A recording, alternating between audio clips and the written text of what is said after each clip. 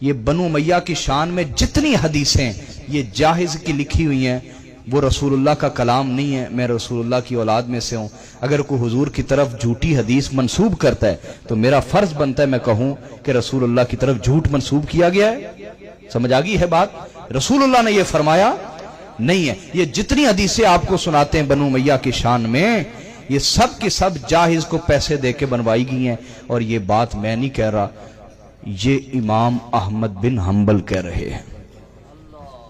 یہ سعودی عرب والے سارے حنبلی کہلاتے ہیں لیکن ان پورے حنبلی بنے نا. یہ امام احمد بن حنبل وہ پہلے امام ہیں، فقیہ ہیں. نہیں حضرت صاحب، ایسے بات نہیں چلے گی جس طرح آپ چلانے کی کوشش کر رہے ہیں. جس کتاب میں حضرت امام احمد بن حنبل رحمت اللہ تعالی علیہ سے یہ پوچھا گیا اس کتاب کا آپ نام بتائیں، بلکہ اس کتاب کے پیج کا اسکرین شاٹ اوپر لگائیں تاکہ سب لوگ پڑھ سکیں. پر ایسی کہیں بھی کسی بھی لحاظ سے امام احمد بن حنبل کی کوئی بات نہیں ہے. دلیل اس کی میں آپ کو دے رہا ہوں. پہلی بات تو یہ ہے کہ آپ نے حضرت امام احمد بن حنبل رحمت اللہ تعالی علیہ کو عظیم فقیہ بھی مانا اور امام بھی مانا. یہ آپ کی مشہور زمانہ کتاب فضائل الصحابہ رضی اللہ تعالی علیہم اجمعین، یہ عرب و عجم میں آپ کی جانی ہوئی مانی ہوئی یہ کتاب. اور ہم یہ بھی سمجھتے ہیں کہ یزید کی آڑ میں حضرت سیدنا امیر معاویہ رضی اللہ تعالیٰ عنہ کے ساتھ جو بغض اور جو اناد ہے لوگوں کا، ہم اس درد کو بھی سمجھتے ہیں. اور آپ نے حضرت امام احمد بن حنبل رحمت اللہ تعالی علیہ کی طرف یہ بات منسوب کی کہ انہوں نے اس کی تردید کی ہے، جبکہ ایسی کوئی بات نہیں.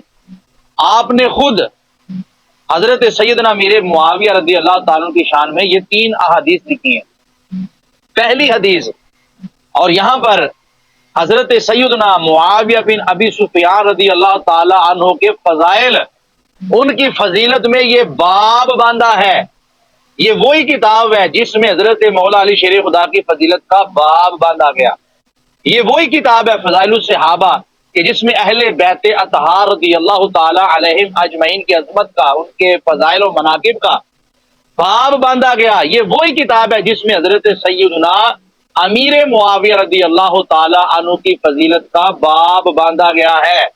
پہلی حدیث، 3 حدیثیں لکھی ہیں. پہلی حدیث حضرت سیدنا ارباز بن ساریہ رضی اللہ تعالی عنہ بیان کرتے ہیں حضور صلی اللہ علیہ وآلہ وسلم نے ارشاد فرمایا حلموا الی الغداء المبارک ثم سمعته یقول اللہم علم معاویۃ الکتاب والحساب وقہ العذاب. حضور صلی اللہ علیہ وآلہ وسلم بابرکت کھانا تناول کرنے کے لیے ہمیں بلا رہے تھے، آ جاؤ. پھر میں نے حضور صلی اللہ علیہ وآلہ وسلم کو فرماتے ہوئے سنا، اے اللہ معاویہ کو کتاب اور حساب کا علم عطا فرما اور اسے عذاب سے بچا. حضرت سیدنا امیر معاویہ رضی اللہ تعالیٰ کی شان میں یہ لکھی یہ 3 احادیث اسی مضمون کی دعا کے اعتبار سے حضرت امام احمد بن حنبل رضی اللہ تعالیٰ عنہ اپنی کتاب میں لکھ رہے ہیں. اور نیچے تخریج بھی موجود ہے.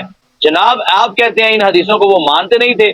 اگر مانتے نہیں تھے تو پھر ان احادیث کو اگر صحیح نہیں تھی تو اپنی کتاب میں کیوں لکھ دیا؟